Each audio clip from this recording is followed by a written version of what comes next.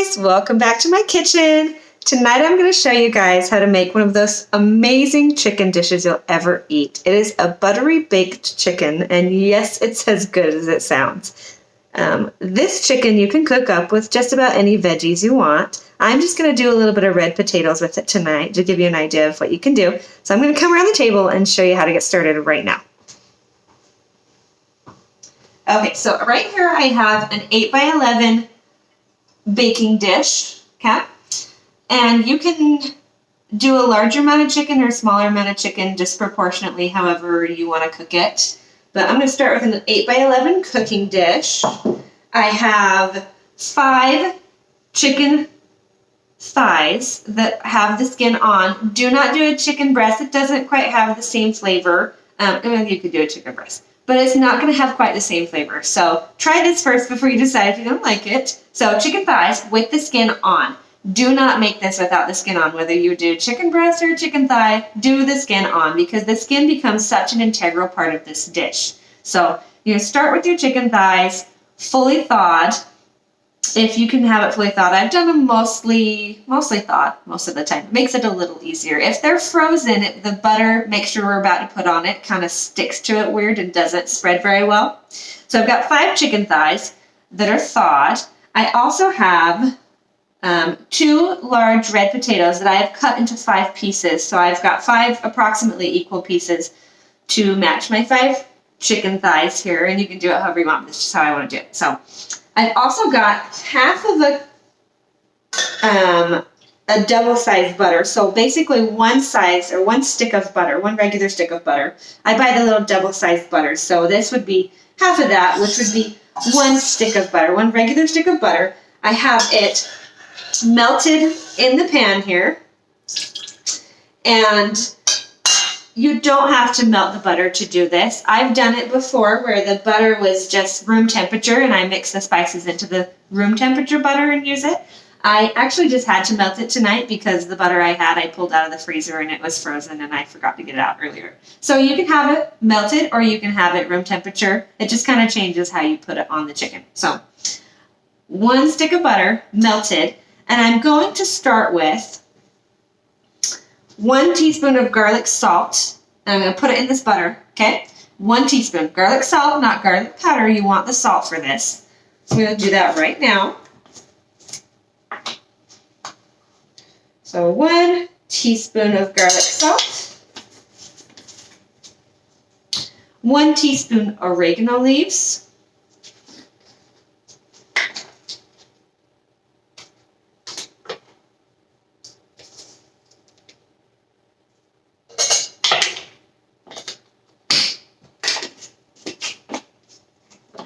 1 teaspoon onion powder, not onion salt because you don't want it too salty.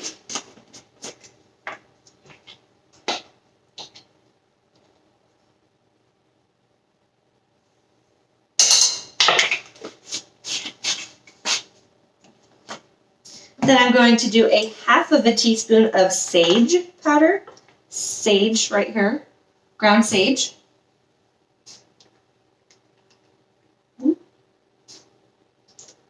Try not to over spill it everywhere. Okay, so I have half a teaspoon there. Now, sage can be a very strong flavor, very dominating. So try not to get too much sage in there because it'll cover all the other flavors. You want them to work together, not against each other. Then I've got ground black pepper here. I'm going to do about 1/4 of a teaspoon of that. That doesn't have to be exact. You just want kind of a little crackle of pepper in there. You're going to stir it all into the butter till it's well mixed.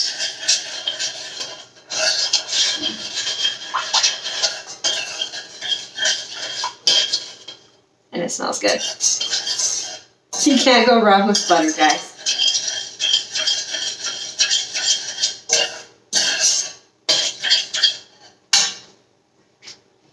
We try not to eat a lot of dairy in my house because my kids get stomach aches from it. But this is so worth it. So worth it. Okay, so we got our pan here. Got our seasoning butter mix off to the side. So I'm going to take the chicken breasts And I'm going to just kind of squeeze them into the pan here. We should have a good amount of room in there. So this should work just perfect with 5 chicken breasts.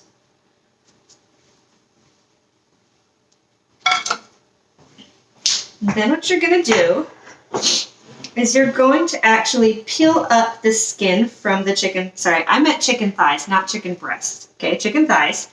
You're going to peel up the skin from that. And you're going to get some of that butter mixture. If you used room temperature butter, you would just rub a little bit of it under the skin.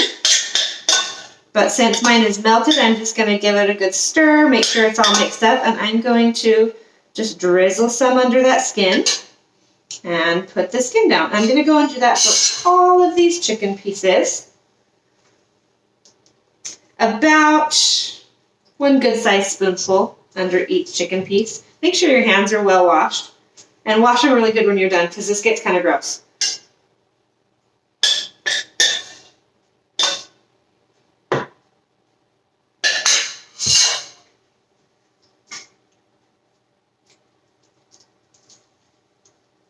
Now this is also the same technique and the same butter seasoning mixture I use for my turkey at Thanksgiving. It is so good. It's kind of my go-to baked poultry seasoning. I bet this would work great on game hens and Cornish hens, Cornish chickens, the small crock pot sized chickens you can get in the store. It just works really well for poultry.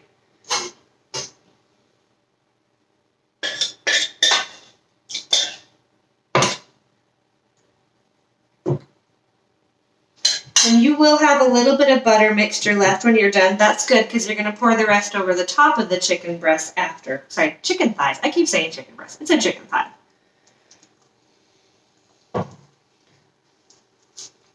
Okay. Almost done here. And you do want your oven preheated to 350 degrees Fahrenheit. For those of you who are on the metric, it would be 350 Fahrenheit. I'm not even sure what that would be Celsius. I'm sorry. I'm a little ignorant on that one.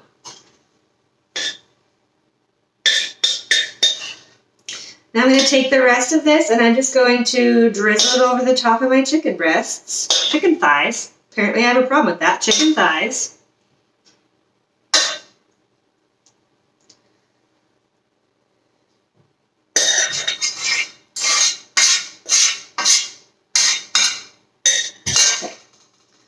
Make sure it's good and covered all over your chicken. This is going to give the most amazing flavor to your chicken. What's really nice about putting the butter under the skin as well as on top of the skin is it really melts into the chicken itself and it stays very moist and the flavor is amazing.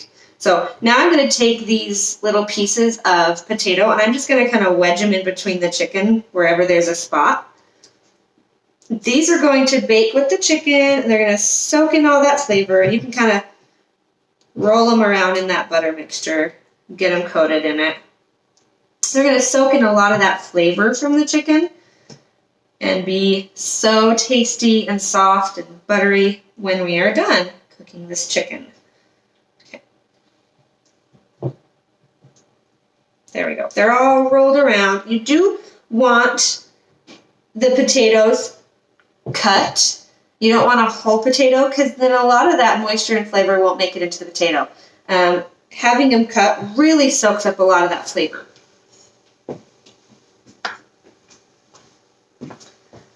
And that is what that looks like. Now you could do carrots, you could do big old garlic cloves if you wanted, chunks of onions.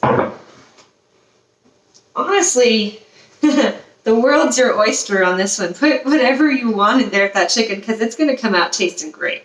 So I'm going to wash my hands and put some tin foil on this. And I'm going to put it in the oven at 350 degrees Fahrenheit for a whole hour and don't touch it. And then I'll show you what to do after that.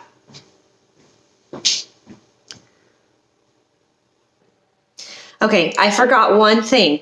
You need to add 3/4 of a cup of hot water to this pan before you put the tin foil on and bake it. You need that moisture for the chicken and potatoes, and the moisture will get higher, so watch it. If it gets too high, you can siphon some out with a turkey baster. It's usually okay. I haven't had it overflow yet, but because I said that, it's going to happen. So 3/4 of a cup of water in here. Now I'm going to put my tin foil on and throw it in the oven at 350 degrees for a whole hour. And if it gets too high, I'll siphon a little bit off with a turkey baster, but save that juice. Put it in a pan because I'm going to show you how to make a mustard glaze that goes with this chicken with those drippings, okay? Stay tuned. Okay, so this has been in the oven for 1 hour at 350 degrees Fahrenheit. Timer beeped, took it out. It has a lot of juice in it, and I'm going to move this over here so you can get a good view with the camera. You can see this here.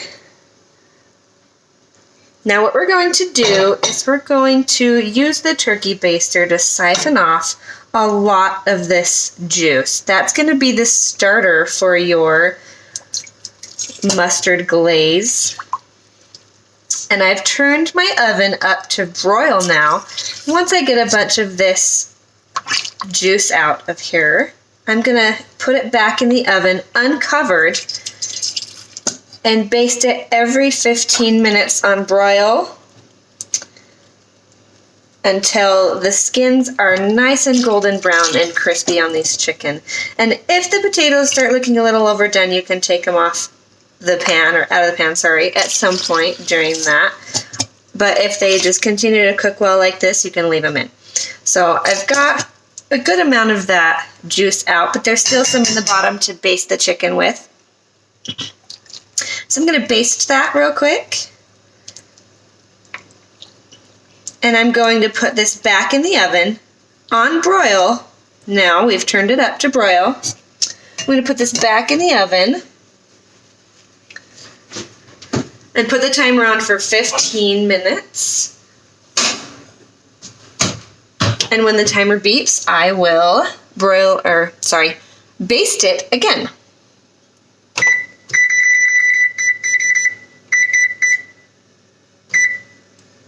All right, we'll be back in a minute. Okay, so this has been broiling in the oven for 15 minutes, and you're seeing that gorgeous skin get crispy and brown.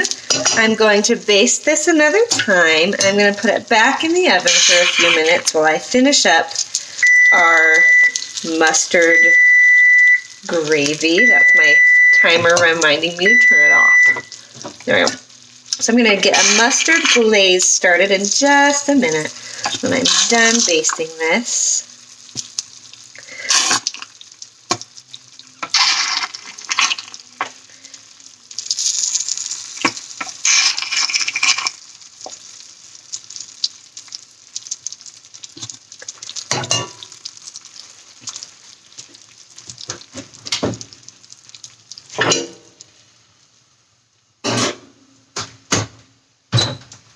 All right, that's going back in the oven for a minute while I make this gravy. Now I've got our drippings here from the chicken. And I'm going to get it boiling hot. So I'm going to turn this stovetop to about medium to medium high and get this really hot.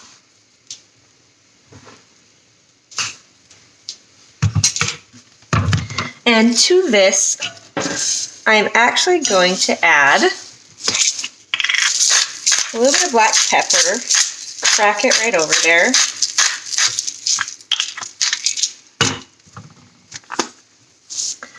A dash of garlic salt.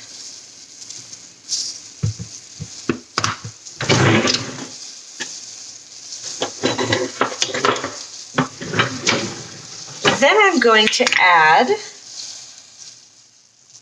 1 tablespoon of regular yellow mustard and 1 tablespoon of spicy brown mustard.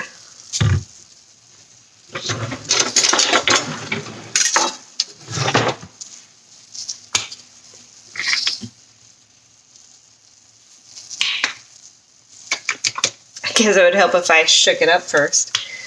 Okay, 1 tablespoon of spicy brown mustard.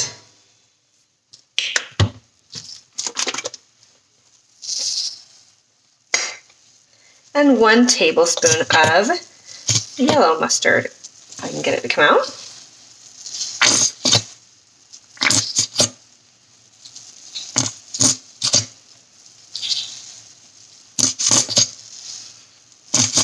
All right, we're going to get that all stirred in there.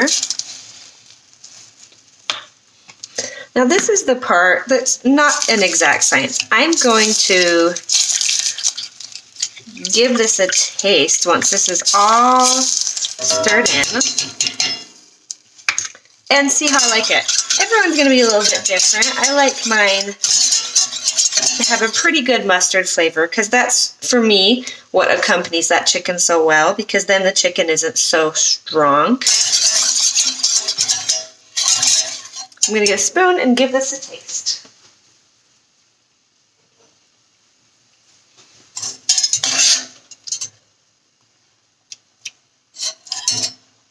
Oh yeah, that's perfect.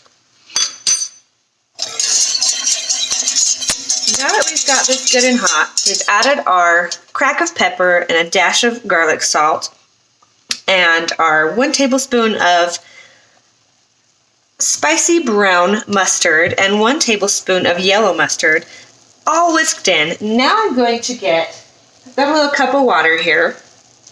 I'd say about 1/4 cup of water. And I am just going to add a little cornstarch to this to thicken it up. And we're done. We'll pull that chicken right back out of the oven and we will serve it up with our mustard glaze.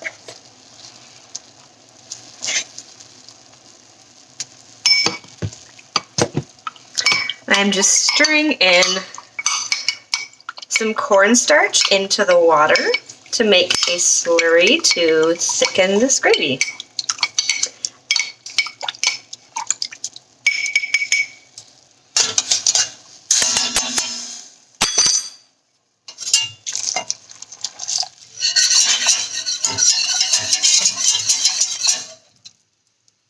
And you may not use all of that. It just depends on how fast it thickened up and how much stock or broth you got off of the chicken you were cooking. So I'm going to let that boil for a second and thicken up. We'll give it one last taste before we serve.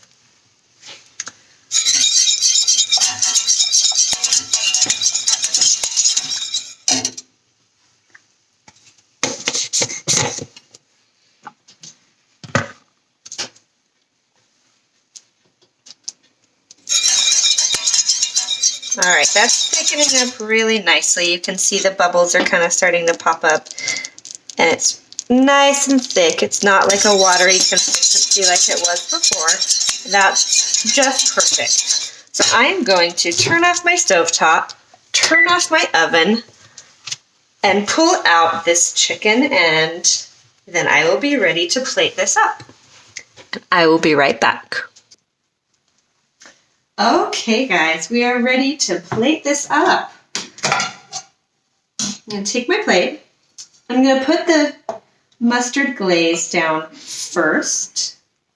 I'm going to put a good sized scoop of this gravy, this glaze, for the chicken and the potatoes. Now I'm going to take some tongs and grab a piece of the chicken. It is very tender and it's just fall off the bone. So be careful. Just put it right onto that gravy. Grab a potato. And these potatoes have these lovely little black edges. I'll come around and show you. They've got darkened edges and so soft and buttery looking on the inside.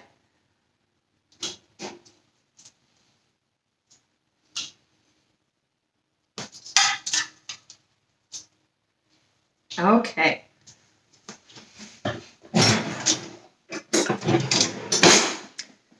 And there it is, folks. You can see,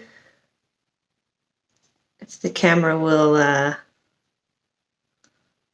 not be too blurry, trying to zoom in there. This has such a beautiful crispy skin on it, the chicken does. It's fall off the bone tender. It's sitting in the gravy, and the smell is so amazing. The potatoes are so soft and buttery, but the outside skin has this nice crispness to it. It really is just perfect like this, but I love to serve it with a salad when I have it. Give this a try. Let me know what you guys think, as always. Like and subscribe, and God bless you guys, and good night.